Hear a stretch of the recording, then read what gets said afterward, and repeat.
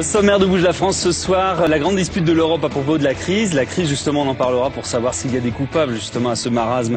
Et puis la presse qui essaye d'en sortir, lui, de son marasme, avec ses états généraux. On parlera avec Dominique Legluc du retour de la momie. On a trouvé des momies intactes très récemment en Égypte. Et puis je recevrai 3 jeunes ingénieurs, lauréats du prix de l'ingénierie. Nous parlerons, puisqu'ils sont géniaux, de leurs trouvailles, de leurs inventions. Et puis, enfin, Jean-Pierre Beltoise viendra évoquer le nouveau permis qui est destiné plus spécialement aux jeunes. Voilà pour le programme ce soir. Tout de suite le journal avec Savaria Rojek.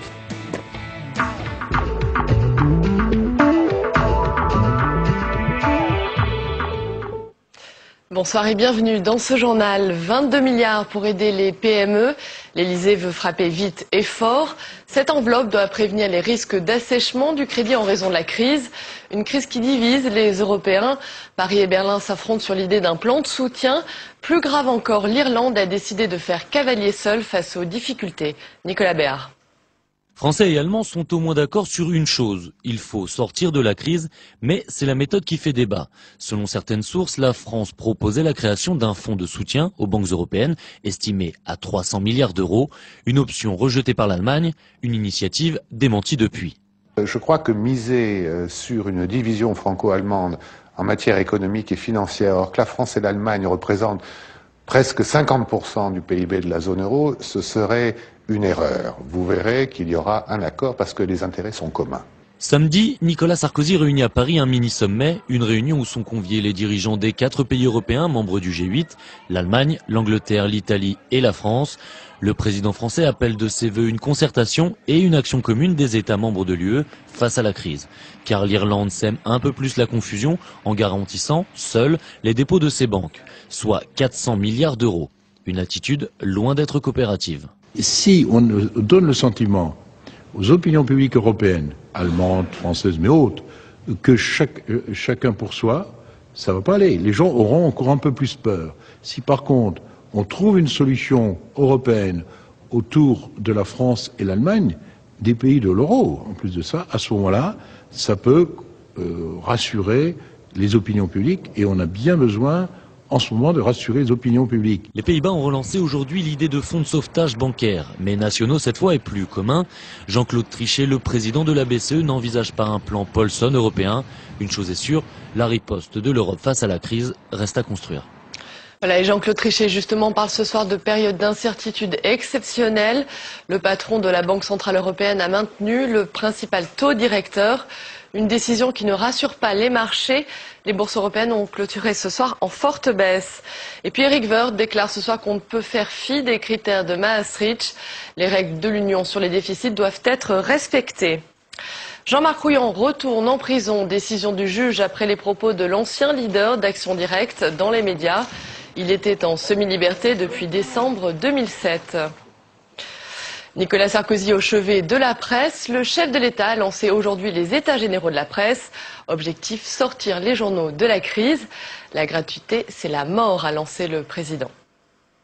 C'est une folie de croire que la publicité financera un jour toute l'information. La gratuité, c'est une vue de l'esprit et la mort de la presse écrite. Elle doit être rentable, la presse. Et c'est encore le meilleur moyen pour elle d'être indépendante. Une presse rentable. Mais la presse n'est pas et ne sera jamais un produit comme un autre. Pour ce motif, elle ne peut, la presse, être laissée aux seules forces du marché. Recul des ventes, concurrence du net et des gratuits, le secteur est en difficulté. Les professionnels ont désormais 2 mois pour réfléchir à son avenir. Lise Pressac. 282 millions d'euros, c'est le montant des aides de l'État à la presse pour cette année. Journal d'opinion ou magazine People, tous en bénéficient. Pour Daniel Giazi, auteur du rapport qui a inspiré ces états généraux de la presse, la question de la répartition de ces aides est posée. Faut-il vraiment continuer à aider par des subventions d'État, c'est-à-dire publiques, les entreprises privées de médias? Mon avis est qu'on peut mieux les redistribuer, mais qu'il faut continuer à aider certaines entreprises à exister, notamment la presse d'opinion. En ligne de mire également les imprimeries. D'après un rapport de l'Institut Montaigne, les journaux français sont ceux qui coûtent le plus cher à produire en Europe, aux alentours de 50% du prix de revient d'un quotidien. En cause, les NMPP qui détiennent le monopole de la distribution en France. Il y a une sorte de corporatisme croisé entre les patrons d'un côté, les journalistes de l'autre, les ouvriers du livre encore pour la production et la diffusion. Et donc tout ça, ça bloque le système, ça évolue très difficilement. Pendant des années, la distribution, l'imprimerie a coûté fort cher, les coûts étaient monstrueux et notamment un peu bloqués par des syndicats qui, même s'ils défendent des valeurs authentiques, ont quand même des modèles désuets. Il faut les aider à se réinventer, il faut qu'ils travaillent avec nous et il faut que tout ça progresse et se modernise. 4 groupes de travail ont été mis en place, pilotés par Bernard Spitz et le cabinet de Nicolas Sarkozy. Un premier bilan sera fait dans 2 mois. Politique, après l'élection de Gérard Larcher à la tête du Sénat, on connaît aujourd'hui la composition exacte des groupes. Regardez, 23 sièges pour les communistes, 116 pour les socialistes, 17 pour les radicaux, 29 pour les centristes, 151 pour l'UMP et enfin 7 non inscrits. Et puis sachez encore que Jean-François Copé, le patron des députés UMP à l'Assemblée, pronostique un second mandat de Nicolas Sarkozy. Le mondial de l'automobile ouvre ses portes ce week-end et cette année une tendance se dessine, le tout écolo. Les constructeurs s'y sont tous mis car pour frimer désormais, il faut rouler vert. Élise Ecardi.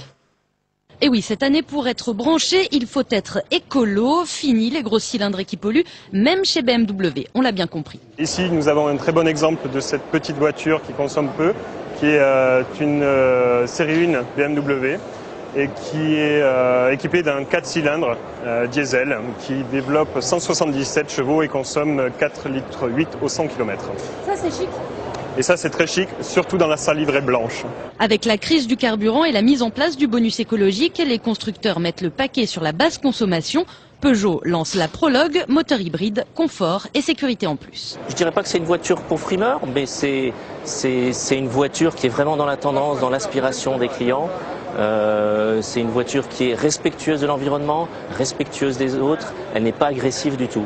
Et chez Peugeot, l'autre grande fierté de la saison, c'est la nouvelle 308 coupé cabriolet. Elle est sûre, confortable, elle consomme moins, mais surtout on ne va pas le cacher, elle est très bien pour la frime. On se fait plaisir, on va dire. C'est un véhicule avec lequel on se fait plaisir, un véhicule avec lequel on a envie de rouler à l'air libre, pour profiter des beaux paysages et des senteurs qu'on peut rencontrer en province. Et pour favoriser cette conduite en cabriolet, on a implanté, nous, un système de chauffage de la nuque des occupants avant. Et finalement, quoi de mieux pour penser à l'environnement que d'avoir les cheveux au vent et la tête au chaud? Réagissez, c'est le slogan de la nouvelle campagne pour lutter contre les violences faites aux femmes. 166 femmes sont mortes sous les coups de leurs compagnons en 2007, un chiffre en hausse de 30% par rapport à l'année précédente. Je vous rappelle le site internet www.stop-violence-femmes.gouv.fr. L'intégrité territoriale de la Russie n'est pas négociable. Déclaration d'Angela Merkel ce soir, après une rencontre avec le président russe Dimitri Medvedev. Depuis hier, les observateurs européens se sont déployés dans le pays, parmi eux 36 Français. Reportage Sonia Logre. Gilet, brassard et béret aux couleurs de l'Union européenne. Il est 9h et pour la première fois, cette équipe, composée principalement d'observateurs français, sort patrouiller. Destination Kneva-Kotsa, à une dizaine de kilomètres de la frontière administrative avec l'Ossétie du Sud. Première prise de contact avec l'armée géorgienne et première tentative de négociation. Est-ce qu'ils seraient intéressés sur un message pour ouvrir, pour leur en parler sur l'autre checkpoint? Voulez-vous que les observateurs donnent un message aux Russes? Non, le seul message c'est « partez ». 300 mètres plus loin, le checkpoint russe. Les observateurs demandent à la presse de rester à l'écart, craignant des réactions négatives. Après une quinzaine de minutes, ils reviennent avec de bonnes nouvelles. Ils laissent passer nos véhicules jusqu'à la frontière administrative. Ils nous ont dit qu'ils allaient bientôt partir. Ces soldats ont en effet reçu l'ordre de quitter les lieux il y a peu et semblent prêts à le faire rapidement. Conformément à l'accord signé entre Medvedev et Sarkozy, nous laissons passer la mission et bientôt nous partirons. Dans un second temps, l'UE espère que ces observateurs auront accès à l'Abkhazie et à l'Ossétie du Sud, mais Moscou a fait savoir qu'il incombait aux autorités de ces territoires d'en décider. Aux États-Unis, alors que le Congrès devrait adopter demain le plan de sauvetage de l'économie, c'est ce soir que vont s'affronter pour la première fois Sarah Palin et Joe Biden. Un débat à la mécanique très précise, 90 secondes par réponse. Anne-Louise Deran.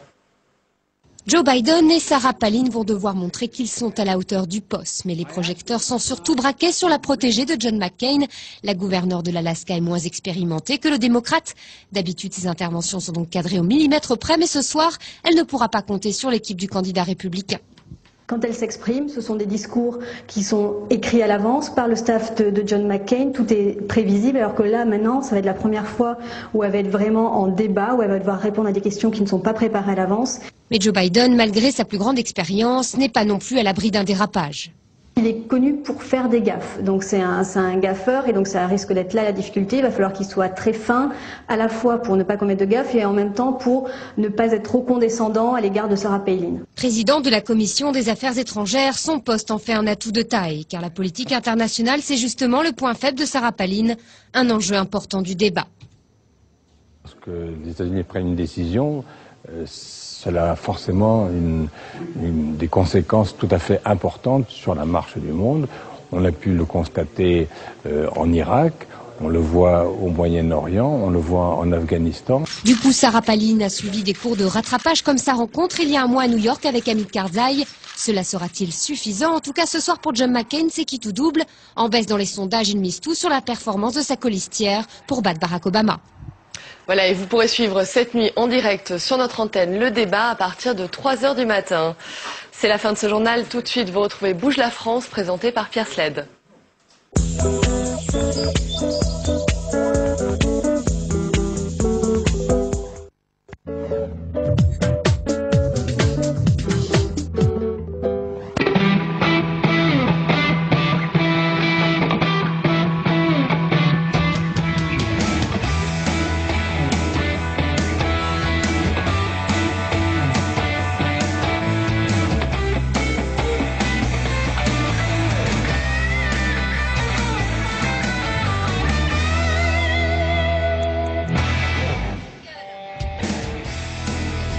Et si la crise était due d'abord à des erreurs et des négligences humaines? C'est la question que pose ce soir Bouge la France, au menu également de Pierre Sled, la presse qui va mal, le permis qui va se transformer et l'Égypte et ses trésors, mais les faits sont têtus.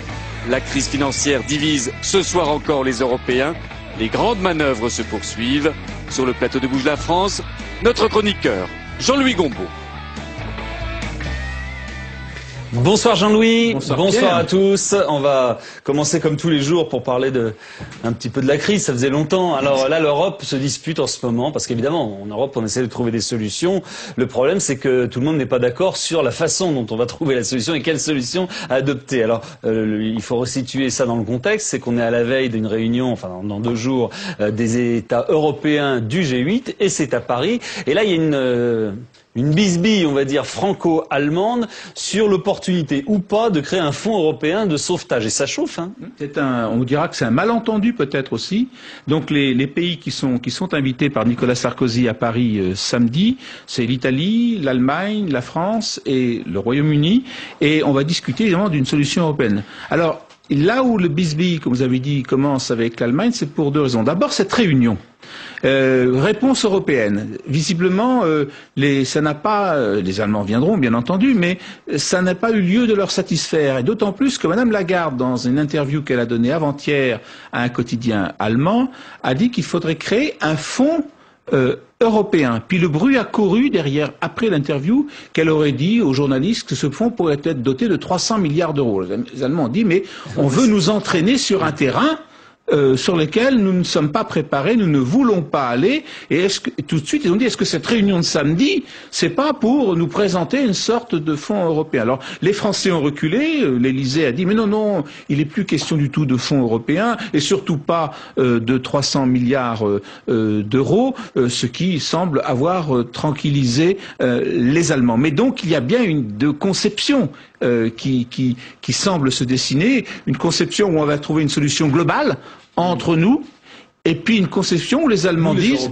nous les Européens bien sûr, et une conception où les Allemands disent, et les Britanniques aussi, non, voyons ça pays par pays, chacun garde ses banques, chacun s'occupe de ses banques, voyons du cas par cas et nous ne laissons pas entraîner dans un machin trop global. Mais ça veut dire qui va l'emporter? C'est la solution individuelle, chacun va se débrouiller individuellement? Ça ne peut être que ça en réalité. Parce que il n'y a pas les structures européennes pour créer un fonds européen. Il n'y a rien dans les documents, il n'y a rien dans les traités. Il n'y a même pas la volonté. Et il n'y a pas la volonté, en tout cas, il n'y a pas une volonté commune. Et il y a d'ailleurs 3 pays qui montrent qu'on va plutôt vers le cas par cas. D'abord, je dirais étrangement la France. Parce que qu'est-ce qu'a fait la France sur l'affaire Dexia? Elle a fait tout simplement une solution française, évidemment en collaboration, mais au cas par cas, avec un pays comme le Luxembourg et la Belgique. On n'a pas fait une structure européenne. On a fait l'entente de 3 pays membres de l'Union européenne, ce qui est tout à fait différent d'une solution européenne. Deuxième exemple, les Pays-Bas qui ont dit hier, eh bien, chaque pays devrait se doter d'un fonds pour ses propres banques, et l'ensemble de ces fonds pourrait faire 340 milliards d'euros. Troisième pays, l'Irlande. L'Irlande qui a, elle, mardi, décrété la création d'un fonds pour les 6 banques irlandaises qui garantit pendant 2 ans l'ensemble des dépôts à l'intérieur de ces banques et toutes les créances. Ce fonds serait donc doté de 400 milliards d'euros, ce qui représente 2 années de PIB de l'Irlande, ce qui a immédiatement provoqué une réaction des banques britanniques. Attendez, là il y a une entorse manifeste à la concurrence, puisque l'État irlandais se met derrière ces 6 grandes banques pour leur assurer pratiquement un filet de sécurité en or. Alors il y a ça, il y a la concurrence, la libre concurrence qui peut être bafouée, mais c'est un autre gros problème, il y a une incompatibilité. Si chacun se débrouille individuellement, alors il y en a qui ne vont pas avoir besoin de se débrouiller beaucoup parce que ça va aller pour eux, mais il y en a qui vont être obligés de mettre beaucoup au pot, et donc ils vont être hors des clous de ce que prévoit Maastricht, c'est-à-dire la dette, les 3% du PIB, etc. Alors quand vous dites certains où ça va très bien pour eux, oui, il n'y en aura pas beaucoup. Il n'y en aura pas beaucoup. Non, mais ce que je veux dire, c'est qu'il y en a qui vont mettre plus ou moins, quoi. Non, mais c'était pour dire qu'il y a un problème, quand même, d'où l'idée d'une réponse globale. Il y a quand même un problème global, même si c'est par pays, parce que vous prenez l'ensemble des banques peut-être pas des 27, parce que je ne connais pas tous, mais en tout cas des plus grands pays européens, il y a un problème pratiquement partout. Alors qu'est-ce qu'on remarque effectivement? Ça fait paraître un peu extraordinaire de voir que des pays puissent dire voilà, j'ai 400 milliards d'euros sur la table, je les mets pas sur la table, mais enfin il y a une garantie qui ira jusqu'à 400 milliards d'euros pour protéger mes banques. C'est tout à fait, ça contrevient tout à fait à la libre concurrence. Mais on s'aperçoit que l'Europe devient très pragmatique dans cette affaire, puisque oui. Non, pendant que vous parlez, il y a une dépêche urgente d'Eric Woerth qui dit on ne peut pas faire fi des critères de Maastricht. Oui. C'est pile ce qu'on est en train de dire. Alors justement, parce qu'il y a un débat aussi en France. C'est-à-dire que M. Guénaud est intervenu pour dire la priorité des priorités, c'est sauver les banques. Les critères de Maastricht, c'est peut-être une priorité, je ne me souviens pas exactement ce qu'il a dit, mais l'esprit de ce qu'il a dit, c'était qu'il fallait peut-être les mettre entre parenthèses. Donc là, il y a une rectification immédiate de M. Woerth, ministre des Comptes, qui dit non. Il n'y a pas de moratoire sur Maastricht. Voilà, exactement, il n'y a pas de moratoire sur Maastricht. Cela dit, si vous regardez l'ensemble des dispositions qui s'accumulent au fil des jours et des semaines, c'est quand même de la dette. C'est des emprunts, c'est du déficit. Et on remarque que la Commission européenne, justement, c'est ça sur lequel je voudrais insister, est assez pragmatique dans cette affaire. Il n'y a pas, disons, de réaction immédiate auquel nous étions habitués généralement pour mettre le holà devant ce genre de pratique et sur les entorses à la concurrence et sur la dépense publique liée à la défense des banques. C'est-à-dire c'est un peu le vers d'Aragon, quand le blé est sous la grêle, fou celui qui fait le délicat. C'est-à-dire qu'en fin de compte, on part au plus pressé. Merci beaucoup. On va rester dans la crise maintenant en essayant. C'est une question que vous nous avez beaucoup posée, mais qui est responsable de cette crise? On va vous donner les noms, enfin on espère. Alors, crise de fonctionnement, crise des structures ou crise des hommes? Ces traders de l'ombre qui auraient rendu fou un système jusqu'alors feutré et régulé. La crise et les hommes. William Emmanuel, spécialiste de l'affaire Kerviel et de la folie du système financier, et sur le plateau de Bouge la France. À ses côtés, Roland Laskin du Journal des Finances. Bonsoir messieurs, je le montre tout de suite dans votre livre sur l'affaire Kerviel, la folie du système financier. En fait, c'est pas Kerviel qui va nous intéresser spécialement ce soir, mais c'est tout le système que vous décrivez à l'intérieur de ce livre. Alors, quand il y a un accident d'avion, c'est vrai qu'on regarde la boîte noire pour savoir ce qui s'est passé. En économie, c'est pas possible, mais c'est un petit peu la même chose. On essaie de comprendre, d'analyser avec le recul nécessaire ce qui a pu bien se passer. Et souvent, d'ailleurs, quand on lit la boîte noire d'un avion après un crash, là c'est un crack boursier, après un crash, on est assez déçu parce qu'on n'a pas vraiment, déçu dans le sens où on n'a pas vraiment de preuves, d'indications précises sur ce qui s'est vraiment passé. Et là, je me demande si on va pas avoir du mal à trouver, je sais pas ce que vous en pensez, mais si on va pas avoir, Roland Laskin, du mal à trouver un ou des coupables. Non, je crois que les choses sont claires. On a affaire à des gens qui ont un petit peu détourné la logique financière, le système financier, en créant des produits compliqués, synthétiques. Pour simplifier, on a pris des prêts qui ont été accordés à des gens sur des logements, sachant qu'ils pourraient pas payer. On a packagé tout ça, on a fait des obligations et on les a redonnées au marché. Donc en fait, on a clairement vu des gens qui ont détourné la logique bancaire en sortant les risques du métier de banquier, ce qui est extrêmement dangereux, on sait très bien. Mais alors bon, donc William Emmanuel, vous connaissez bien les banquiers, mais ce que vous décrivez là, c'est quand même limite de l'escroquerie. Quand on prête de l'argent à des gens dont on sait qu'ils vont pas pouvoir le rembourser et qu'on refile la patate chaude à d'autres qu'on sait qu'ils vont pouvoir, eux, assurer cet argent qui n'existe pas finalement, c'est quand même pas loin de l'escroquerie, non ? Bon, il y a deux aspects. C'est vrai qu'on peut dire qu'il y a des problèmes d'escroquerie. Peut-être que les gens, notamment les agences de notation, n'ont pas fait leur travail en notant convenablement des produits financiers complexes que les banques vendaient et revendaient entre elles, se revendaient entre elles. Mais il y a tout de même aussi le système, parce que le système capitaliste tel qu'il est conçu est un système qui permet aux gens, normalement, d'optimiser le capital. Qu'est-ce que cela signifie d'optimiser le capital? C'est de gagner le plus d'argent. Donc le moteur essentiel du capitalisme, c'est l'appât du gain. Donc on ne peut pas reprocher à des gens qui vivent dans le système capitaliste d'essayer de gagner de l'argent. Certes, mais il y a quand même une déontologie. Il y a quand même une déontologie. Eric Woerth l'a rappelé. On peut pas tout faire pour gagner de l'argent non plus. Mais à ce stade, l'escroquerie n'est pas approuvée. Il y a des enquêtes qui vont commencer. Escroquerie, le mot est sûrement un petit peu fort. Effectivement, c'est difficilement prouvable. Mais sur le mécanisme, ce mécanisme, il est quand même très pernicieux. Je voudrais tout de même dire une chose sur le système capitaliste occidental tel que nous le connaissons aujourd'hui. Nous n'avons jamais eu autant d'argent disponible aujourd'hui dans le monde. Parce que, notamment aux États-Unis, les baby boomers arrivent à l'âge de la retraite, donc au top de leur carrière, et ils ont beaucoup d'argent à placer. Tout le système, tous les pays occidentaux, même s'il y a des inégalités par ailleurs, mais dans tous les pays occidentaux, il y a beaucoup d'argent, et cet argent doit être placé pour qu'il offre un rendement intéressant pour les gens qui ont placé cet argent. Notamment les contrats d'assurance vie, quelqu'un qui passe son argent dans l'assurance vie, il veut qu'il y ait un rendement pour payer pour sa retraite, etc. Donc les banquiers, qu'est-ce qu'ils ont fait? Ils ont trouvé des produits financiers de plus en plus complexes pour répondre à ce besoin.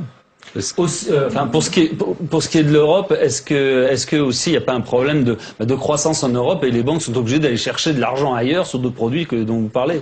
Pour revenir sur la complexité des produits, on peut créer des produits complexes, mais je pense que là, on a construit des produits qui sortent un petit peu de l'endettement, qui sortent un petit peu de la logique financière, et c'est pas parce qu'il y a beaucoup de liquidités sur un marché qu'on peut, au nom de l'appât du gain, faire à peu près n'importe quoi. Surtout que souvent l'appât du gain, il est personnel, c'est pas du tout un gain qui est gagé sur les produits eux-mêmes et sur le bon résultat de l'opération. C'est un gain qui est souvent obtenu sur des bonus dès le montage de l'opération, c'est-à-dire que la personne qui monte ses produits est à peu près sûre d'avoir son bonus de fin d'année, d'être très bien payé, et puis ensuite on se moque totalement de l'évolution du produit et du risque. Donc il faut quand même qu'il y ait des règles. Ce que vous êtes en train de dire là, c'est quand même, on pointe quand même des responsables, parce que les Paulson, les Goldman Sachs, etc., sur leur évaluation, soit ils se sont laissés vraiment avoir, ils ont fait une mauvaise évaluation, soit ils savaient très bien que ces produits étaient pourris, et s'ils les ont donnés, excusez-moi, c'est quand même eux les responsables. D'aller chercher des responsables, des noms, si vous voulez. C'est simplement, c'est en l'occurrence, eux, ils ont bien instruit le système. C'est un problème de perversion du système. C'est vrai que le libéralisme, c'est pas n'importe quoi, n'importe comment. C'est précisément pour que le libéralisme et le capitalisme dont vous parlez fonctionnent et fonctionnent bien, il faut précisément qu'il y ait des règles de fer, qu'il y ait des règles extrêmement précises et qu'il y ait une police financière qui soit absolument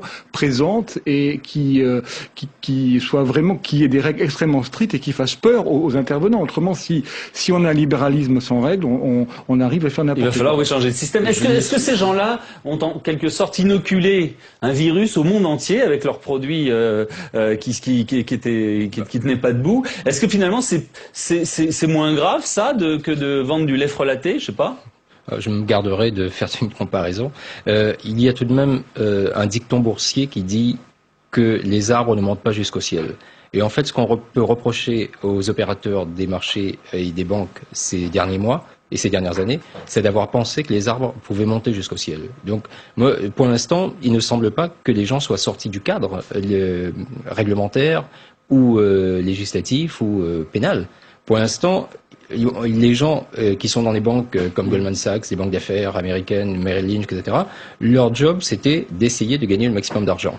Donc ils ont utilisé, ils ont utilisé tous les systèmes qui leur permettaient de gagner de l'argent. Alors vous parlez du virus qu'ils ont transmis. Alors ce virus c'est lié à ce qu'on appelle la titrisation, c'est-à-dire que vous aviez des prêts aux États-Unis que les banques se sont chargées de repackager, si je puis dire, en vendant des petits tronçons à toutes les banques du monde qui ont bien voulu les acheter parce que comme je le disais, banques françaises, tout à fait, comme toutes les banques françaises, européennes et mondiales en ont bien voulu, parce que toutes ces banques ont beaucoup d'argent à placer. Donc on leur dit. Mais alors justement, ces banques, nos banques à nous en France, qui n'ont pas acheté des quantités incroyables de subprime, mais quand même. Il y a plusieurs milliards de dépréciation d'actifs liés au subprime. Est-ce qu'ils sont légers? Est-ce qu'ils sont responsables aussi indirectement de ça? Est-ce qu'ils auraient pas pu faire un petit peu gaffe quand même? Non, mais ce qui se passe, c'est que la finance américaine est vraiment leader au niveau mondial, et il est évident les banquiers européens avaient envie de participer à cette innovation, ils voulaient être présents. En plus, je crois qu'il y avait des incitations, des rendements au début qui étaient très intéressants, et dès le début du lancement de ces produits, on pouvait penser qu'ils seraient intéressants en tout cas pour les gens qui allaient les commercialiser. Donc on ne pouvait pas se douter que les prêts qui étaient derrière étaient totalement pourris.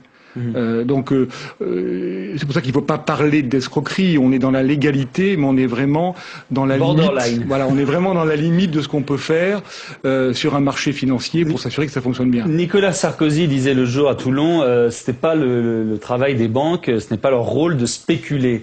Or, en Europe, vous parliez tout à l'heure de ces banques qui ont inventé de nouveaux produits pour essayer de gratter un petit peu partout, parce que bon, c'est vrai qu'en Europe, c'est pas sur la croissance qu'ils vont faire de l'argent. Donc c'est vrai qu'ils ont inventé des produits et ça tombait du ciel finalement les subprimes pour eux. Il ne faut pas spéculer, moi je suis désolé, mais la spéculation est l'essence du capitalisme. Spéculer, qu'est-ce que ça veut dire? Ça veut dire anticiper. Quand vous créez une entreprise, vous créez un produit quelconque, une voiture, etc., vous espérez en vendre le maximum.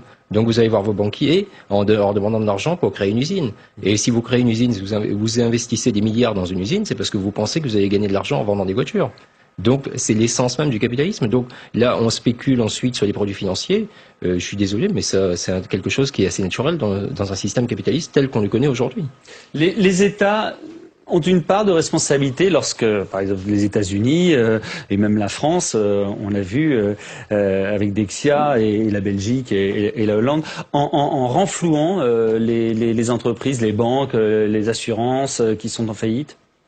Alors, sur la responsabilité des États, effectivement, il faut renflouer. Je pense qu'ils auraient peut-être dû intervenir un petit peu plus tôt pour recadrer, pour mettre des règles un petit peu plus strictes dans tout ça. Et sur le financement des banques, sur l'aide apportée des banques, je crois qu'il faut être assez prudent. Il faut fluidifier les circuits financiers, mais il faut être très prudent de façon à ne pas distribuer de l'argent à tout le monde et sauver tous les établissements sans distinction. Je pense qu'il est assez simple pour le système que les établissements qui sont vraiment sortis du cadre aient une sanction. Je pense malheureusement que ce n'est pas possible parce qu'en fait il y a un dicton américain qui dit too big to fail, donc en fait trop gros pour échouer.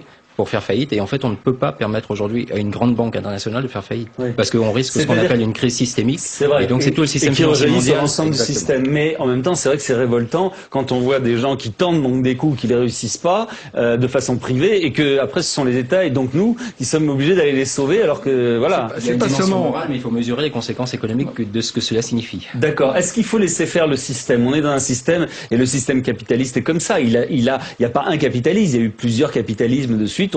Peut-être c'est la fin d'une période en ce moment, vous connaissez ça mieux que moi. Est-ce qu'il faut laisser faire cette fin? Est-ce qu'il faut laisser les cannibales manger les autres et puis le système va repartir d'une autre façon?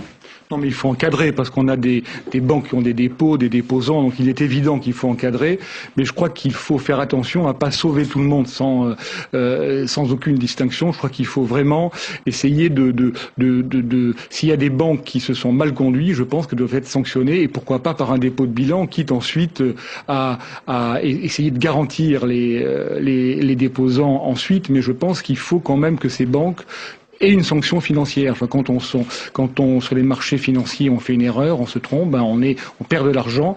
Il n'y a pas de raison que les gens qui ont monté ça, peut-être qu'ils sont trop gros pour tomber. C'est pas évident. Je pense qu'il est important d'intervenir et de remettre un petit peu d'ordre dans tout ça. William Emmanuel, il faut encadrer, oui, probablement, mais il faut encadrer. Mais est-ce que la fin ce qui se passe là, cette crise, va assainir le système bancaire que vous connaissez, puisque oui, là, pour le coup, c'est sûr qu'il y a un assainissement assez violent, parce que les banques d'affaires telles que nous les connaissions ont disparu. C'est pratique, je parle. Les banques d'affaires ont disparu. Il n'y a plus de banques d'affaires américaines. Toutes les banques d'affaires américaines ont été soit rachetées, soit adossées à des banques. Morgan Stanley, par exemple, a été adossée à une banque japonaise de dépôt. Goldman Sachs a fait entrer Warren Buffett à son capital. Donc le modèle est fini.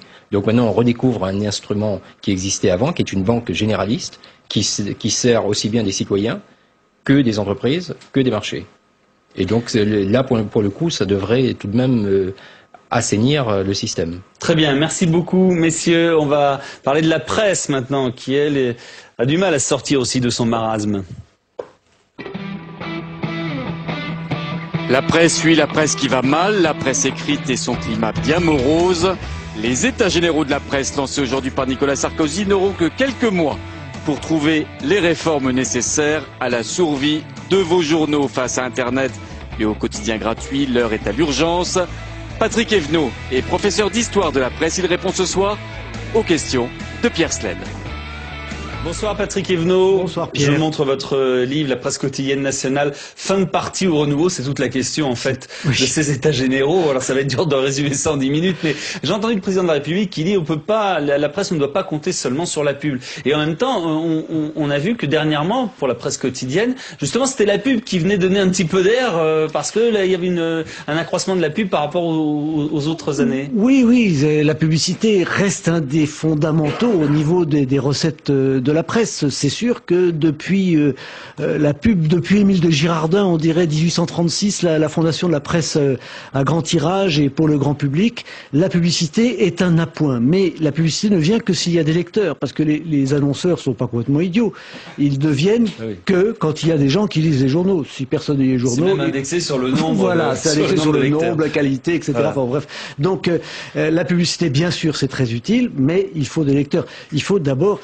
moi je dis toujours, la presse est une industrie. Ce n'est pas qu'une industrie, c'est aussi quelque chose de très important dans les sociétés démocratiques au niveau de l'information et tout ça. Mais c'est une industrie, et une industrie doit penser à ses clients.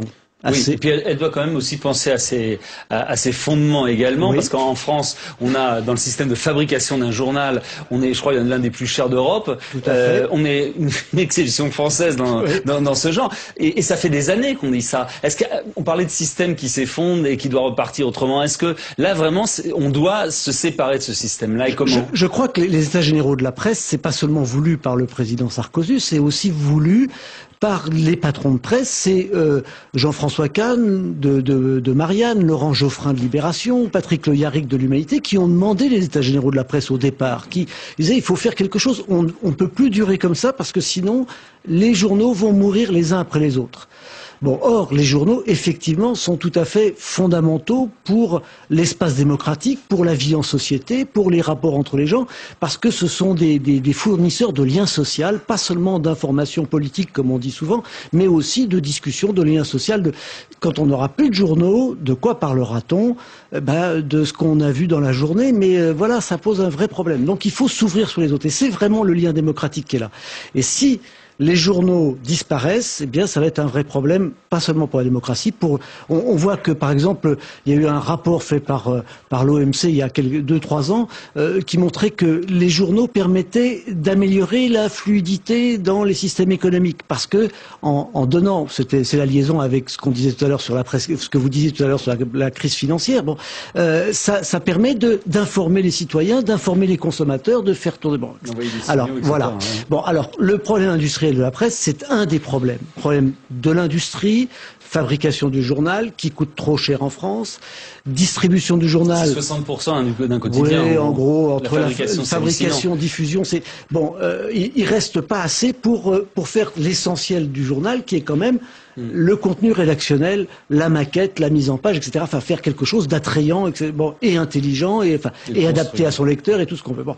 Donc, fabrication, distribution, manque de réseau de distribution, ou réseau de distribution insuffisant, toute une série de problèmes, donc un modèle économique à complètement revoir. Mais en même temps, il y a aussi un véritable problème rédactionnel en France qu'on ne retrouve pas ailleurs dans les autres pays. D'où l'une des commissions sur l'avenir du journalisme, et qui est, c'est vrai, secouée, parce qu'avec l'arrivée d'Internet, on voit justement que les marges déontologiques, elles diminuent sans arrêt. Il y a un problème de marge déontologique, il y a un problème de transfert d'une partie des contenus papier sur les contenus Internet. Maintenant, si vous voulez, nos concitoyens, vous et moi, on voit bien qu'un certain nombre d'informations sont gratuites, parce qu'on les entend à la radio, on les lit dans les journaux, dans les quotidiens gratuits, on les voit à la télé, tout ça, ça apparaît comme gratuit. C'est pas complètement gratuit parce qu'on se paye un poste de radio ou de télé, mais c'est quand même gratuit. Et donc ces informations qui sont relativement brèves, etc., qui sont juste de l'actu, apparaissent comme gratuits. Donc les journaux, ils doivent trouver un autre moyen de fidéliser leur clientèle en donnant une plus-value par rapport à cette information gratuite, en donnant de l'analyse, de l'éclairage. On parle d'Internet, mais on parle aussi des gratuits. Des gratuits qui sont distribués partout. Qui sont distribués partout et qui vont vous chercher. Enfin, quand vous sortez du métro, vous le met dans la main. Donc, évidemment, c'est une concurrence redoutable. Mais il faut effectivement trouver autre chose, en trouver plus. Pourquoi est-ce qu'il y a un quotidien de sport gratuit, vous qui avez été dans un temps jadis, ou il n'y a pas si longtemps, un journaliste sportif, pourquoi est-ce qu'un quotidien gratuit de sport n'a pas encore pris en France? Parce que Autre que l'équipe, il y a un monopole. Il y a un monopole. Je peux vous répondre, tous ceux qui ont essayé de monter un quotidien sportif, soit se sont cassés la figure, soit ont essayé d'envisager, est-ce qu'on peut le fabriquer en Allemagne ou en Belgique pour essayer de l'importer? C'est un véritable problème, mais le modèle l'équipe réussit, marche, gagne de l'argent. Alors est-ce que ça durera? Avec un monopole. Avec un monopole. Voilà, c'est ça le problème. Mais c'est aussi parce que la presse quotidienne nationale n'a pas fait son travail en fournissant véritablement des articles sportifs dans France Soir, dans l'Humanité, dans Le Monde et Le Figaro. Enfin, en mettant plus de sport, parce que quand vous prenez les journaux anglais, vous prenez le Sun, vous avez 10 pages de sport, vous prenez le Guardian, il y a 5 pages de sport, alors que c'est un quotidien, l'équivalent du Monde, si vous voulez, ou du Figaro. Enfin bon, mais où il y a beaucoup plus de sport. Les groupes industriels, avec maintenant qui se créent avec des pôles médias. Alors il y a cette loi en France qui est de 2 sur 3. On peut pas avoir une chaîne de télé, une radio et des quotidiens ou de la presse écrite. Est-ce qu'il faut faire exploser cette règle? Est-ce qu'on est plus loin maintenant? Alors je crois que je crois qu'on est un peu plus loin. Le problème est souvent mal posé en France. On met concentration égale fin du pluralisme. Or on raisonne comme dans les années 60 ou 70 où il y avait la radio d'État, la télé d'État, contrôlée par l'État, et la presse devait être pluraliste parce qu'elle était seule à représenter le pluralisme. Depuis la privatisation des télévisions et la création d'une centaine, 125 chaînes de télévision, depuis les radios FM qui sont maintenant, je ne sais plus combien, 250 ou 300, enfin, etc. Depuis la création d'Internet avec des milliers de sites, le pluralisme n'est pas remis en cause si dans une région, vous avez un quotidien hégémonique, voire aussi dans une grande partie de la France. Bon, il y a même presque une certaine logique à ce qu'un groupe possède, par exemple de façon régionale, une chaîne de télé régionale, un quotidien régional et une radio régionale. Ce serait pas illogique. C'est pas illogique. Et on voit que dans tous les pays européens, pour comparer l'Angleterre, l'Allemagne, l'Italie, l'Espagne, les pays qui sont comme nous, les gens qui sont comme nous, et qui sont pas moins démocrates, ni moins libéraux ou moins, etc., il y a des groupes de médias qui ont les 3 médias ou 4 médias. Enfin bon, il y a presque plus de questions à se poser. D'ailleurs, elle a été posée par beaucoup d'hommes et de femmes politiques sur les groupes industriels qui ont effectivement à la fois des pôles médias et à la fois beaucoup d'industries. Et là, ça pose problème, notamment l'armement. Hein. Ça, c'est un problème typiquement français parce qu'on a fait une étude avec des collègues. On s'est aperçu qu'il n'y avait qu'en France que des quotidiens étaient rachetés par des gens qui étaient étrangers aux médias. Hein. Pour parler clair, le Figaro par Serge Dassault, les Échos par Bernard Arnault, etc., etc. Bon, il y en a comme ça 3 ou 4. Il n'y a qu'en France que ça existe. Ailleurs, ce sont les groupes de médias qui sont assez puissants pour quand un quotidien doit changer de main parce qu'il est en difficulté ou pour autre chose, c'est un groupe de médias qui l'achète. En France, comme les groupes de médias sont trop faibles, eh ben personne n'est capable de les racheter, ces quotidiens, et donc ils tombent dans l'escarcelle de financiers ou d'industriels qui ont un métier d'origine différent. Et là, ça pose un véritable problème parce que leur intérêt n'est peut-être pas forcément celui des médias ou celui de la presse, celui de l'information, mais plutôt peut-être une stratégie d'influence, de pénétration dans les milieux, etc. Vous ne trouvez pas que ce débat sur les NMPP, la distribution, le syndicat du livre, c'est vrai qu'il s'appuie sur des bases qui datent de il y a 50 ou 60 ans, voire plus. Aujourd'hui, à l'époque du e-paper ou dans quelques temps, et ça a déjà commencé, on pourra lire tous les jours sur le même support les journaux, ça paraît pas un petit peu désuet, obsolète? Ça paraît par certains côtés obsolète et désuet, je suis bien tout à fait d'accord, et je pense qu'il faudra que les ouvriers du livre se posent la question quand même aussi de leur comportement face à ça, mais je ne le crois pas totalement parce que le papier, c'est quelque chose. On n'a pas réussi, par exemple, les livres. Hein, bon, on n'a pas réussi à faire autre chose que les livres pour l'instant. Pour l'instant. Je crois que le papier, c'est quelque chose d'extraordinaire parce qu'on écrit dessus, on le déchire, on le plie, on le transporte dans le métro, dans le bus, on le lit dans le taxi, etc. Il y a quelque chose de tout à fait extraordinaire. Alors évidemment, peut-être qu'avec l'amélioration des e-books, ça va disparaître, mais il me semble que pour l'instant, le papier, c'est pas pour tout de suite. Il y a une étude américaine qui s'appelle d'un joli mot Hamlet Blackberry. C'est si Hamlet avait eu un Blackberry, qu'aurait-il fait? Eh bien, cette étude montre que finalement, il aurait conservé du papier quand même pour continuer à vivre avec le papier. Très bien, merci beaucoup Patrick Evenot. Je vous remonte la presse quotidienne nationale, fin de partie au renouveau. Si ces problèmes vous intéressent, d'abord, c'est 2 mois, hein, les états généraux, et vous pouvez vous documenter avec ce livre. Merci bien. On va parler maintenant du retour de la momie. L'Égypte, la fascinante Égypte qui n'en finit pas de dévoiler des trésors cachés, de nouvelles momies à l'ombre des pyramides. La découverte est française et elle est exceptionnelle. Dominique Leglu nous raconte toutes ces merveilles. Elle est ce soir sur le plateau de Bouge la France. Bonsoir Dominique. Mais non, c'était pas vous la momie. C'est parce que je vous montre dans Science Avenir la découverte exceptionnelle. On va parler de sa découverte exceptionnelle. Et c'est vrai que en Égypte, pour ceux qui ont eu la chance d'y aller, on pensait avoir tout retourné, la terre, retourné toutes les pierres et tout trouvé ce qu'il y avait de trouvable. Eh bien non, on a encore trouvé des choses inédites, des choses intactes.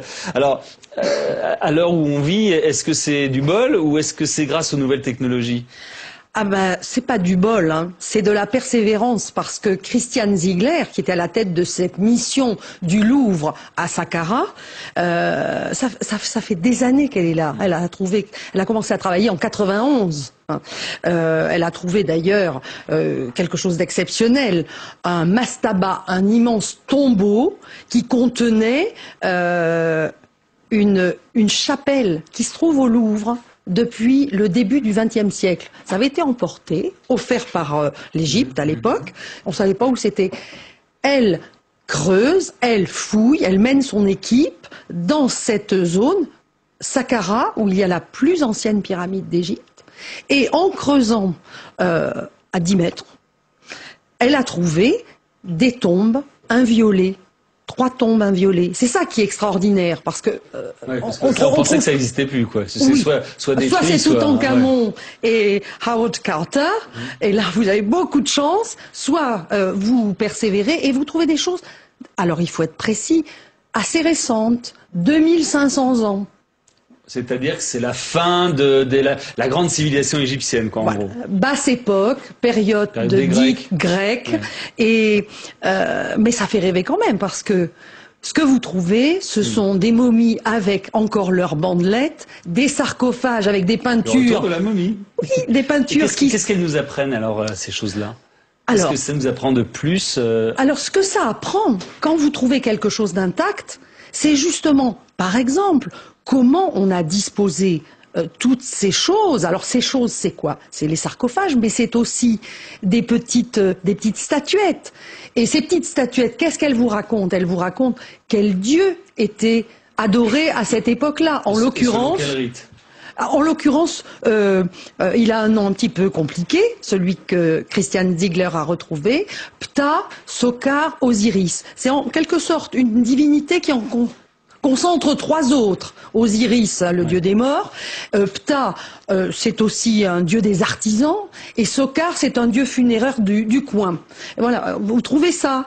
Vous trouvez aussi des amulettes, vous trouvez toutes sortes de petites statuettes, et vous voyez comment tout ça s'organise. Donc, vous comprenez mieux comment cette civilisation, à ce moment-là, honorait ses morts, l'envoyait dans l'éternité. Il y a des grosses différences justement entre cette période-là et ce qu'on a retrouvé de plus tôt, quoi, ou de plus tard. Ça oui, bien sûr.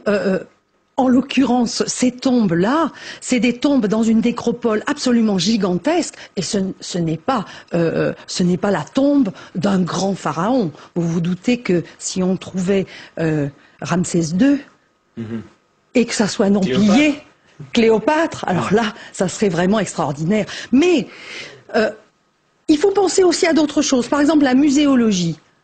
Dans les musées actuellement, vous avez toutes ces statues, tous ces tombeaux, absolument magnifiques, fascinants, mais très propres. Si on vous présentait dans une muséologie quelque chose qui ressemble à comment vous trouveriez, vous, ou n'importe quel spectateur, mais surtout, c'est tellement émouvant. Ouais, bien sûr. Ça, c'est véritablement de l'archéologie. Ces découvertes, finalement, relancent un petit peu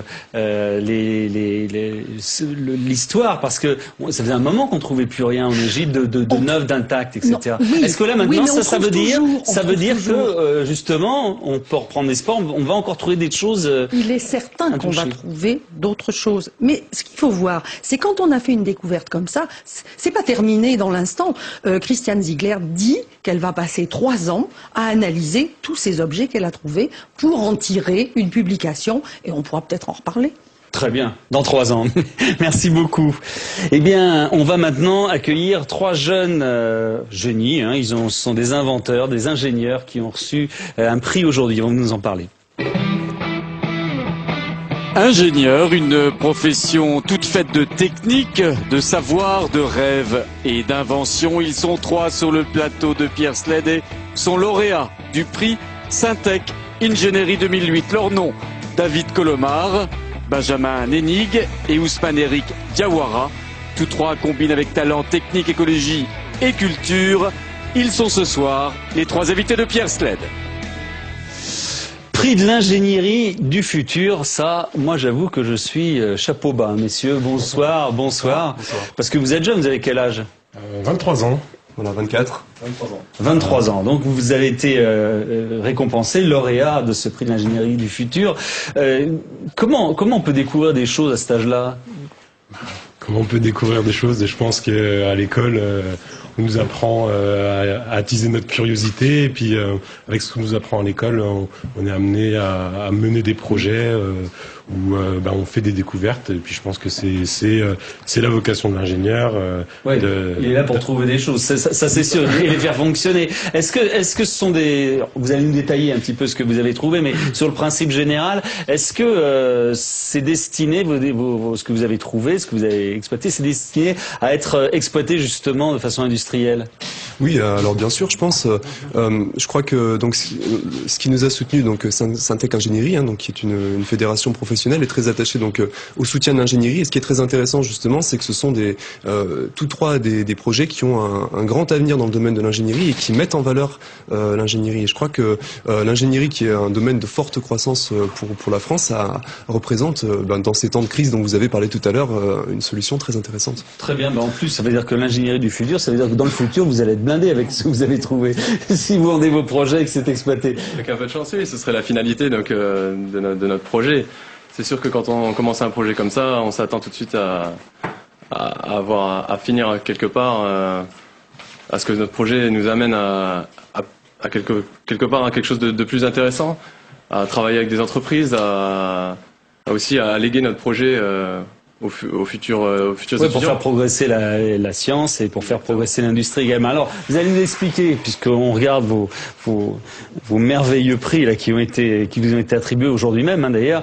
Alors, Ousmane, qui vient de l'école des mines de Nancy, expliquez-nous votre projet, parce que moi j'ai tout lu, j'ai pas tout compris comme ça, mais je pense avec les spectateurs, on va comprendre.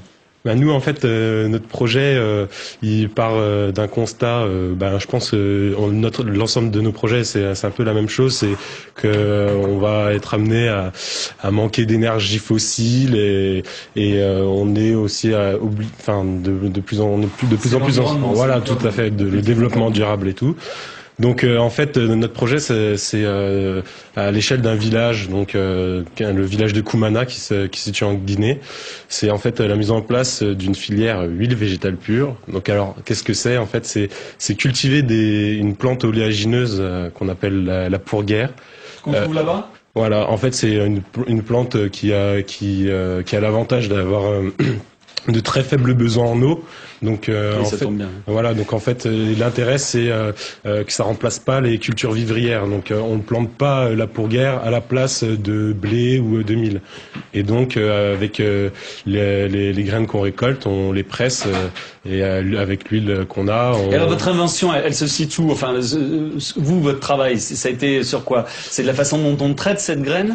Déjà, c'était déjà l'étude de faisabilité, donc en amont pour voir où est-ce qu'on le met, où est-ce qu'on peut en planter. Voilà, c'est ça, voir plus particulièrement les conditions de culture de la plante et après voir les différents, le processus le plus adapté pour tirer l'huile et puis la modification aussi du moteur qui va être utilisé pour après la production d'électricité. Oui, parce que ça c'est destiné à donner de l'énergie à toute une ville ou un village. Un village, donc c'est plutôt à l'échelle d'un village, mais donc ce serait pour alimenter les bâtiments publics, donc un dispensaire, pouvoir faire des travaux mécaniques dans les champs et puis aussi pouvoir avoir une pompe pour puiser l'eau dans un puits.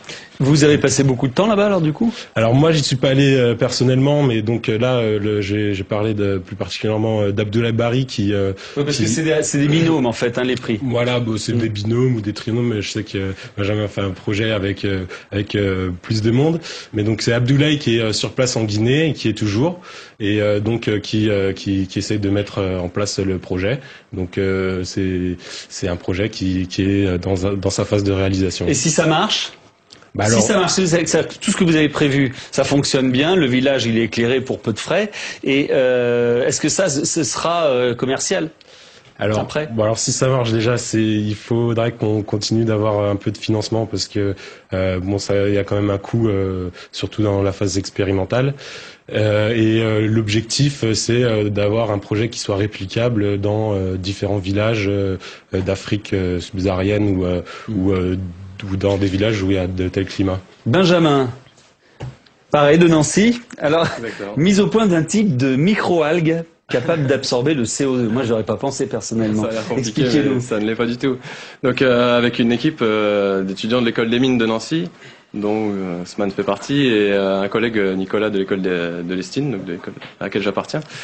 On a développé ce projet qui consiste donc basiquement à injecter les fumées qui sont dégagées par une usine dans un photobioréacteur. Photobioréacteur, c'est simplement un tube de plexiglas, un tube de PVC transparent, dans lequel les algues pourraient proliférer dans un milieu aqueux, donc dans de l'eau basiquement. Et le processus se ferait naturellement par la photosynthèse. Donc les algues capteraient le CO2, pour leur croissance et on éliminerait une partie. C'est une espèce de fit comme une fuite de cigarette, quoi. Exactement. Ça marcherait exactement pareil. Et donc, une fois ces algues arrivées à maturation, on pourrait les récolter, les sécher grâce à l'énergie calorifique, donc simplement à la chaleur issue des fumées de l'usine. Une fois cette biomasse ainsi séchée, nous pourrions la substituer au charbon, par exemple pour une usine à charbon. Et la refaire travailler, quoi. Et brûler, donc cette biomasse 100% pour verte. obtenir de l'énergie. Pour obtenir de l'énergie.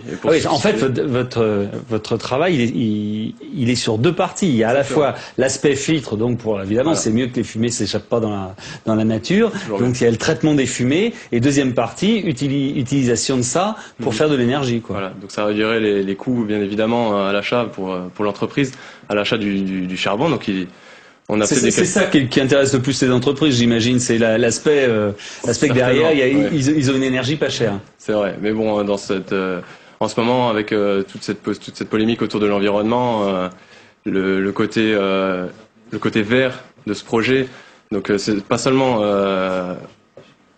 grâce au CO2, grâce aux économies de CO2, mais également les métaux lourds, beaucoup de polluants qui sont dans les fumées seront traités par les microalgues. Et donc, vous l'avez testé où, ça?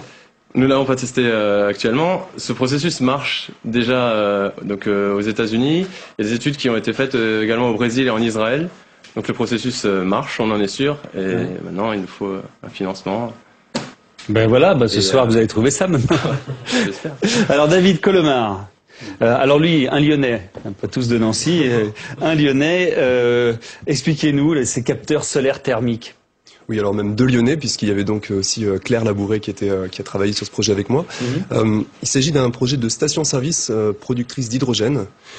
Hydrogène qui est destiné à être utilisé comme carburant pour l'automobile et comme moyen de stocker de l'énergie électrique. Et donc cet hydrogène serait produit à partir d'énergie solaire, thermique et photovoltaïque. C'est-à-dire qu'en fait, on va prendre de l'électricité qui est produite par des panneaux solaires photovoltaïques. On va la faire entrer dans un électrolyseur qui permet de produire de l'hydrogène. Et on va utiliser des capteurs thermiques qui sont disposés sur le toit de la station-service et qui vont permettre d'augmenter le rendement de l'électrolyse et donc de produire plus d'hydrogène. Voilà, à très faible coût puisque l'énergie solaire thermique est très bon marché, donc très facile à produire. Et après, comment vous stockez, parce que comment vous stockez cet hydrogène, comment vous le traitez pour l'amener justement, parce que c'est une station-service? Alors justement, l'idée c'est de le stocker à l'échelle locale, donc sous la station-service, dans des grosses bonbonnes sous pression à des pressions qui vont entre 400 et 700 bars, parce que on peut en mettre plus. Comme ça, on peut en mettre plus, tout à fait. Et parce que ça permet d'envisager ce qui nous semble être un petit peu l'avenir, c'est-à-dire une économie où la production énergétique n'est plus centralisée dans d'énormes centrales comme on a dans des centrales nucléaires aujourd'hui, mais dans des petites unités de production qui sont adaptées aux besoins locaux. Mais c'est pas dangereux parce que ça peut dégager l'hydrogène quand même. Oui, alors il y a des débats bien sûr sur l'hydrogène, mais je voudrais simplement rappeler que la ville de Paris a été alimentée en hydrogène pendant très longtemps, puisque le gaz de ville contenait 40% d'hydrogène, et que la ville de Paris n'a pas explosé. Donc pourtant à l'époque on avait des technologies bien moins développées que ce qu'on a aujourd'hui, donc il est tout à fait possible de garantir la sécurité du stockage d'hydrogène, ça c'est sûr. Et ça, au niveau industriel, vous avez déjà des contacts, non? Alors, on a bien sûr des contacts avec des entreprises qui nous ont donné des informations, qui nous ont soutenus. Ce qui serait l'idéal, en fait, ce serait de développer ce projet non pas à l'échelle uniquement française avec des partenaires français, mais d'essayer de mettre en œuvre un consortium européen sur ce projet, parce que l'intérêt, c'est de développer, ce à quoi on croit, c'est à la mise en œuvre d'une politique énergétique européenne. Est-ce que vous pensez, parce que vous réfléchissez sur le même thème, la protection de l'environnement, l'exploitation d'énergie renouvelable et nouvelle, est-ce que vous pensez que aujourd'hui c'est l'essentiel d'une réflexion pour vous? Vous êtes tous des jeunes ingénieurs. Alors complètement, parce que ce qu'on a remarqué... Est-ce qu'on fait sa carrière là-dessus? Ou est-ce qu'il y a d'autres choses qui vous intéressent que l'environnement? Moi, personnellement, et je pense que c'est le cas de Claire aussi, on s'est vraiment impliqué sur ce projet parce qu'on est convaincu que le défi qui va, pour la première fois depuis très longtemps, le défi auquel on va être confronté dans les années à venir, c'est pas un défi financier, c'est pas un défi économique, mais c'est vraiment un défi technique. Et on dit ça en tant que technicien, bien sûr, on a peut-être un point de vue qui est pas tout à fait neutre, mais on se rend compte qu'il y a vraiment une crise gigantesque au niveau de l'énergie, au niveau de l'environnement, et ça va probablement être l'enjeu sociétal et économique le plus important au cours des années à venir. Ousmane, c'est quoi un ingénieur aujourd'hui, un jeune ingénieur, il espère quoi pour sa carrière? Je pense, sait faire quoi? Je pense qu'il y a autant d'ingénieurs que de personnes. Chacun, l'atout de l'ingénieur, c'est qu'il peut évoluer dans une palette de métiers très divers. Et je pense que, comme David l'a dit, il y a quand même de plus en plus d'ingénieurs qui vont se tourner vers des carrières où le développement durable et l'environnement vont être des enjeux fondamentaux. Et je pense que des projets comme ceux qu'on a présentés au prix de l'ingénierie du futur, ça peut susciter des vocations pour des gens qui voudraient se tourner vers ce genre de métier. Ouais, vous êtes quand même une race particulière parce que, c'est connu. Il y a des chercheurs qui cherchent toute leur vie, puis il y en a qui trouvent. Vous êtes de la race de ceux qui trouvent. C'est ça qui vous intéresse, c'est ça qui vous motive, c'est justement que tout ce que vous avez appris et ce sur quoi vous travaillez, eh bien, se concrétise par des projets industriels. Bien sûr, c'est la récompense de notre formation en tant qu'ingénieur. On apprend pendant 5 ans, voire 3 ans si on rentre dans une école d'ingénieur après une prépa. Et donc la finalité de notre formation, c'est bien évidemment de toucher au concret. Et donc grâce à des projets comme ça, on a pu déjà avoir un aperçu de ce que sera notre avenir. Vous donnez combien de temps pour qu'il y ait une concrétisation industrielle? Basiquement, sur ce projet, on a déjà travaillé donc 1 an dessus. On a déjà eu pas mal de contacts avec des entreprises. Ce projet est repris l'année prochaine avec, on l'espère, comme finalité un micropilote, donc une expérience vraiment financée par une entreprise. Et donc, ce serait la cerise sur le gâteau. Et David, pour vous? Je dirais demain, si l'industrie automobile voulait, de manière plus réaliste, disons peut-être 10 ans. 10 ans, dans 10 ans. Et ça veut dire que pendant 10 ans, vous allez travailler dessus ou bon, une fois que le projet sera en attente de financement et d'expérimentation, vous travaillerez sur autre chose? Oh non, il y a des quantités d'autres projets passionnants sur lesquels on peut travailler en attente. D'accord, vous en gardez encore, et Ousmane? Je pense dans un horizon de 3-5 ans, c'est un projet qui pourrait être fonctionnel et puis réplicable. Si je pouvais après, faut s'en occuper, c'est toute l'Afrique. Ouais, tout à fait. Si je pouvais juste rajouter quelque chose là sur les ingénieurs et les chercheurs, il y a quand même quelque chose à dire, c'est que bon, sans les chercheurs, l'ingénieur, il est quand même des fois un peu perdu parce que faut pas oublier quand même toutes les toujours des pionniers. Voilà, et je pense que dans tout ce qui est hydrogène et énergie nouvelle, sans l'apport des chercheurs, l'ingénieur il n'a pas grand chose à se mettre sous la dent pour le transposer au niveau industriel, quoi. Très bien, merci beaucoup et bravo pour votre talent et bravo pour vos prix surtout. On va parler maintenant, vous avez peut-être tous le permis de conduire, mais on parle beaucoup de le rénover, de le rajeunir justement pour qu'il vous convienne un petit peu plus, vous les jeunes. On en parle maintenant avec entre autres Jean-Pierre Beltoise. Une réforme qui ne va pas tarder à prendre la route, celle du permis de conduire, plus accessible aux jeunes mais plus sévère aussi. Et ils connaissent leur affaire, les invités de Pierre Sled ce soir, Jean-Pierre Beltoise, l'illustre champion automobile, et Olivier Deblikis, il est secrétaire général de l'UNSA Sécurité routière. Bonsoir à tous les deux. Bonsoir Jean-Pierre Beltoise qui était venu un soir et puis en fait on avait dû annuler le débat parce qu'il y avait une autre actualité. Mais là on va parler de ce permis de conduire qu'on essaye de rajeunir. C'est un rapport qui sera remis lundi, je crois, à Dominique Bussereau et qui à partir duquel sera bâti un projet de réforme. Ce qui me frappe, Jean-Pierre, c'est de quand il date le permis habituel, le permis actuel dans sa forme. Je parle pas le permis à points, mais sur le code de la route, etc. C'est quasiment la Ve République. Non, les premiers permis datent de 1920, je crois. Oui, mais il a évolué en permanence. Mais d'accord, j'ai bien vu. Il y a eu plusieurs phases. Il y a eu 12 permis, je crois, différents. Mais celui-là a pas quasiment, par le permis à points, au niveau du code, a pas beaucoup bougé depuis la Ve République, en gros. Écoutez, je trouve qu'il se complique quand même régulièrement. Pour moi, il faudrait qu'il soit un peu plus simple, un peu plus clair. Et est-ce qu'il y a une nouvelle façon de conduire aujourd'hui, en 2008? Automatiquement. On a, je veux dire, au siècle dernier, dans les années 50, 60, jusque-là, mais 70, oui. On conduisait d'une façon très amusante, très libérale. On pouvait conduire sportivement sur la route. Aujourd'hui, c'est complètement, non seulement c'est interdit, mais c'est stupide, ça ne sert plus à rien. Oui. Les voitures ont changé également, donc l'environnement de la voiture a totalement changé, la conduite a changé également, par la structure des routes, et puis par le fait que l'insécurité routière était devenue assez grave, et il a fallu faire des choses qui ont été faites de telle façon qu'on a réduit les accidents. Les voitures sont bien améliorées, les routes aussi, et puis la réglementation est plus stricte. La signalisation aussi, tout ces... Alors, il y a un facteur, Olivier de Bléquis, qui est important, ça a été noté par des statistiques, c'est les bons résultats de la conduite accompagnée. Parce que ça, c'est relativement récent en France, du moins. 70% des jeunes qui ont eu la conduite accompagnée réussissent leur permis de conduire, alors que ceux qui ne l'ont pas eu, ils sont que 50%. Tout à fait, bonsoir d'abord. Oui, tout à fait, effectivement, si vous voulez, on s'est rendu compte que le permis a quand même changé dans le sens où la circulation n'est vraiment plus la même qu'il y a quelques années, c'est clair, et qu'effectivement, le simple fait d'apprendre à conduire à l'auto-école ne suffit plus et que l'acquisition d'expérience devient nécessaire pour pouvoir s'en sortir sur la route. Donc c'est vrai que l'acquisition d'expérience, on l'a obtenue grâce à la conduite accompagnée pour certains, et le fait de parcourir un certain nombre de kilomètres leur fait découvrir des situations de conduite, des choses importantes, leur rend une certaine maturité de conduite, ce qui fait qu'effectivement au niveau du permis de conduire, ils se retrouvent à avoir à peu près 20% de plus de réussite qu'un candidat classique. Donc ça, on va le développer, on va même permettre aux plus de 18 ans de faire ça, de cette conduite accompagnée.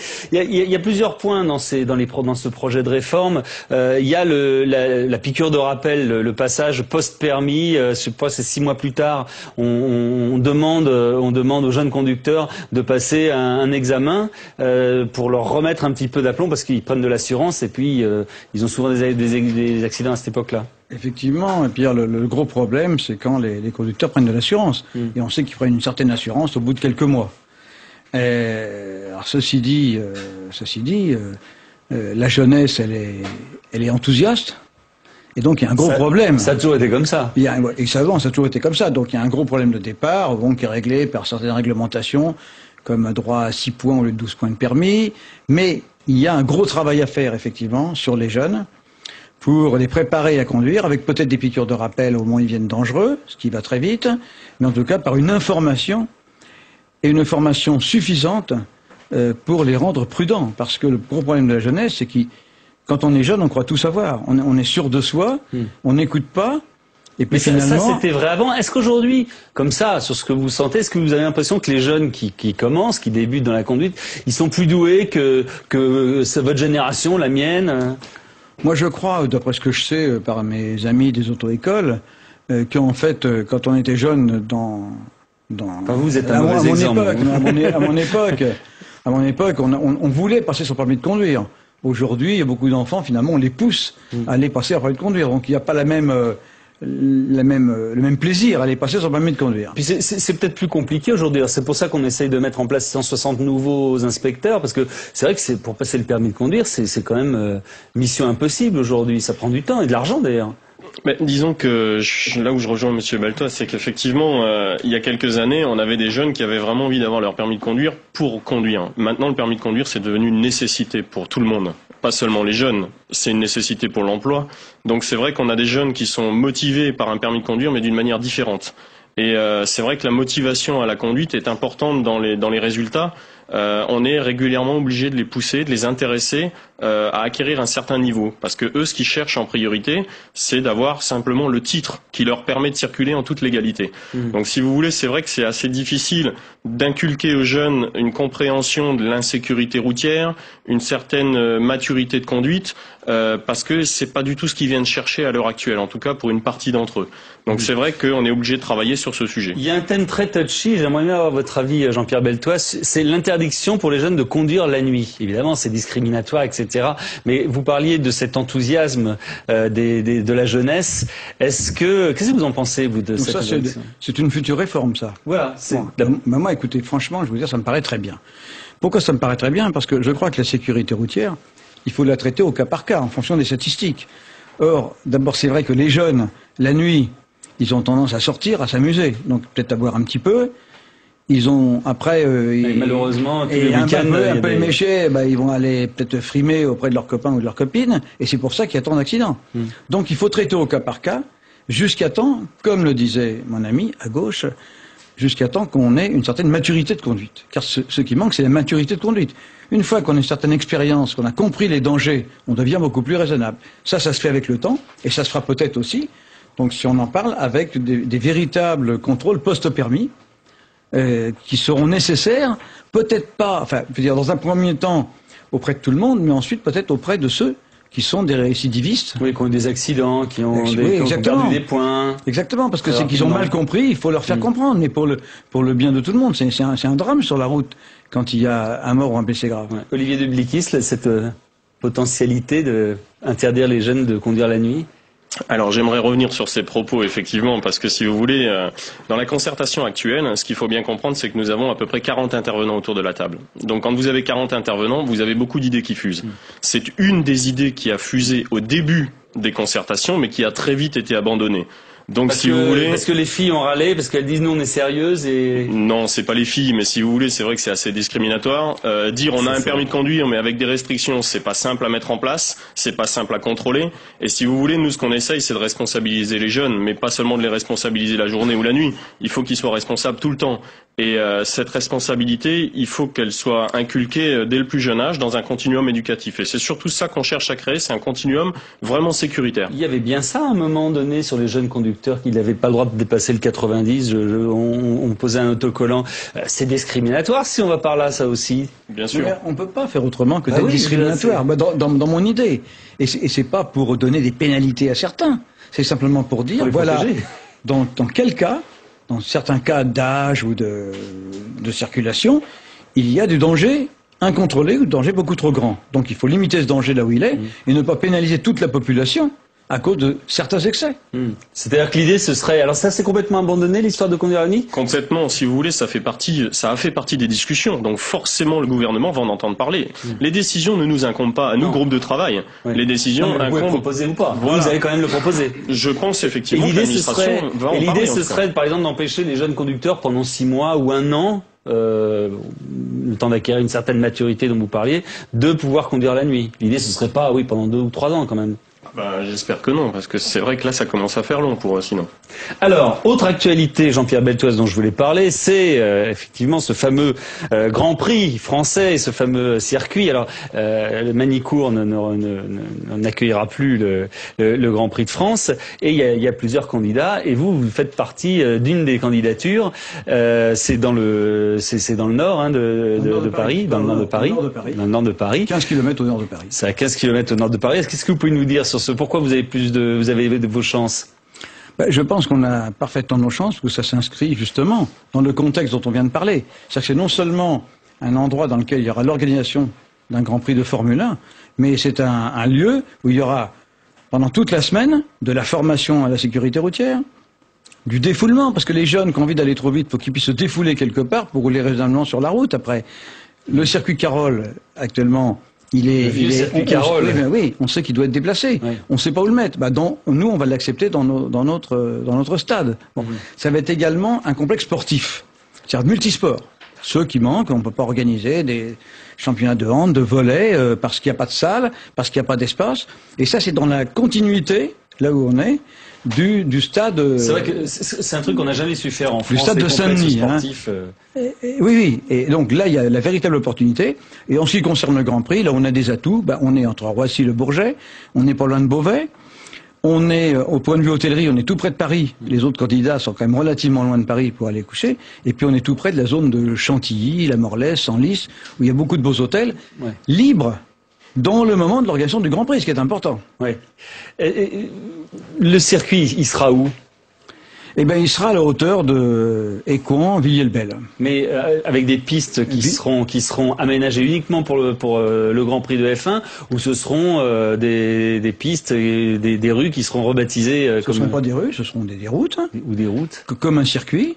Vous savez, une route qui fait... Mais qui ne servira qu'à ça? Non, justement, une route qui fait 12 mètres de large, elle sert à tout. Elle peut même servir à des courses cyclistes. Mais nous, elle servira avant tout aux automobilistes, aux motocyclistes, pour des organisations, mais pour de la formation, du défoulement, pour des essais industriels, puisqu'en fait, notre projet, c'est de faire avant tout un véritable projet technologique, une véritable structure qui va permettre la recherche sur les énergies nouvelles dont on parle tellement aujourd'hui. Oui, et dont on a parlé tout à l'heure. Le Grand Prix avait été un moment envisagé à l'intérieur, Paris intramuros, c'est impossible de descendre à 280 km/h les Champs-Élysées? C'est pas tellement les 280 km/h, ce qui est impossible parce que c'est pas la première fois qu'on a essayé de le mettre à Paris. Moi, j'ai fait un projet avec Didier Pironi il y a très très longtemps, et avec Jabouille et tout ça. Et il y a un problème de culture. La culture n'accepte pas qu'on roule près des bâtiments qui ont plusieurs siècles et qui. Ça fait une belle photo. Ça fait. Oui, non, mais ça serait très beau. C'est le choc de l'histoire des Moi, je reconnais que ça serait très beau, très spectaculaire. Mais c'est pas raisonnable. En plus, ça, c'est un seul coup. Et nous, dans notre projet, on amortit le coût de la construction pour que ça serve au niveau, encore une fois, un niveau social, économique. Qu'est-ce que vous pensez toute l'année du Grand Prix qui s'est déroulé la nuit? Moi, je pense qu'il n'a été fait que pour une seule raison. La majorité des téléspectateurs sont des spectateurs européens. Les Grands Prix, par contre, peuvent être très facilement organisés avec plus de moyens dans les pays lointains, comme l'Asie ou l'Extrême-Orient, ou les pays d'Amérique du Sud, ou d'Australie. Et donc, à cause du décalage horaire, il faut que les téléspectateurs prennent l'habitude de regarder le Grand Prix. Donc, la raison de le faire de nuit, c'est parce que... Bon, alors personnellement, moi, je dis la nuit, c'est dangereux. On en a discuté pour les jeunes tout à l'heure.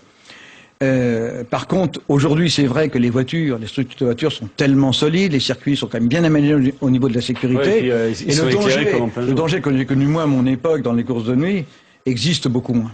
Très bien, merci beaucoup messieurs. On va passer aux unes des journaux de demain avec Saveria.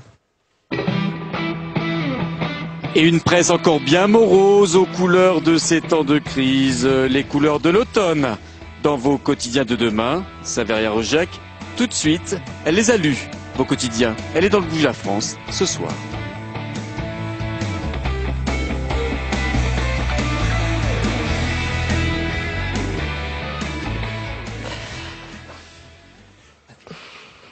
Alors Saveria. Voilà, récession, le mot est lancé. Il est à la une de tous vos quotidiens avec la publication des statistiques de l'INSEE. Vaches maigres et pommes de terre à l'eau, à la une de Libération. Panne de croissance en France, ratage en Europe et aux États-Unis en revanche. Une deuxième chance pour le plan Paulson. La récession ouvre le débat sur un plan de relance à la une du Figaro. Le PIB a en effet diminué au troisième trimestre pour la seconde fois consécutive. Nous sommes donc entrés en récession et ce jusqu'à la fin de l'année, prévoit l'INSEE. La croissance recule à la une des Échos. Tous les indicateurs sont dans le rouge. Le gouvernement tente de limiter les effets de la crise en annonçant 22 milliards pour les PME. L'INSEE prévoit 100 000 destructions d'emplois au second semestre et c'est demain que s'ouvre d'ailleurs un mini-sommet européen sur la crise. Et pourtant, un homme y croit. À la une de La Tribune, Warren Buffett, le plus riche des Américains, a investi depuis un mois 13 milliards de dollars dans l'économie de son pays. Il se dit même prêt à contribuer à hauteur de 1% au plan Paulson. Voilà. Et on revient en France avec la Voix du Nord. Il y a 2 mois, une tornade ravageait le Val de Sambre. Depuis, tous les sinistrés vivent dans des bungalows alors que le froid se fait de plus en plus sentir. Merci Saveria. Le dernier coup de fil. Mêler l'utile à l'agréable, c'est tout l'objet du design. L'Institut français du design qui remet ses prix demain au Sénat. Sa présidente, Anne-Marie Sargueil, est au bout du fil de Bouge la France. Bonsoir Anne-Marie Sargueil. Alors demain vous allez remettre des prix à des étudiants. On en a reçu tout à l'heure des jeunes ingénieurs. Qu'est-ce qui caractérise ces prix, ces Janus de l'industrie? Alors là, demain soir, ce ne sera pas que des étudiants, ce sera surtout des entreprises. Eh bien, je pense que ce qui résume, c'est qu'il y a une véritable recherche de l'innovation. Et on peut dire que dans le contexte actuel, aller vers l'excellence, la qualité et le service à l'utilisateur, c'est probablement le meilleur service qu'on puisse rendre à la fois aux clients et probablement en même temps à l'économie en général. Vous pouvez nous donner des exemples de projets qui sont récompensés? Oui, alors on a aussi bien un chariot élévateur, comme une société comme Steel, donc quelque chose évidemment de très industriel, mais une toute petite entreprise qui s'appelle Red Light et qui présente un sac à dos pour les gens qui aiment marcher et qui font par exemple le marathon des sables. On verra aussi une petite société française qui a tenu à maintenir l'emploi dans le Jura et qui fabrique qui conçoit et fabrique des sièges pour le cinéma. On verra aussi une société comme Grohe qui travaille dans la salle de bain et qui nous donnera de nouveaux matériels dans le sanitaire qui nous permettent, grâce à une technologie très intuitive, d'atteindre exactement la bonne température de l'eau. Donc, pour être récompensé, faut allier quoi avec quoi? En fait, il faut avoir un vrai souci de l'usage. Donc, il faut toujours se poser la question de quels sont les meilleurs gestes, quel temps je gagne, comment ça se fabrique. Donc, il faut aussi donner des solutions pour l'entreprise. Le design doit amener de l'économie aussi, évidemment, pour le client entreprise. Mais le plus important, c'est de donner une satisfaction pour l'usager et de prendre en compte ce qu'on appelle aujourd'hui donc le développement durable, c'est-à-dire une économie d'énergie, de ressources, de matériaux. Très bien, merci beaucoup Anne-Marie Sargueil. Demain soir donc au Sénat. On se quitte, Saveria, on salue Philippe de Sonny, réalisateur, Pierre-Henri Gergogne, La Voix de la France, Hugo Nathan et Marie Billon qui ont préparé cette émission et on se donne rendez-vous lundi prochain à 22h. Au revoir, bon week-end.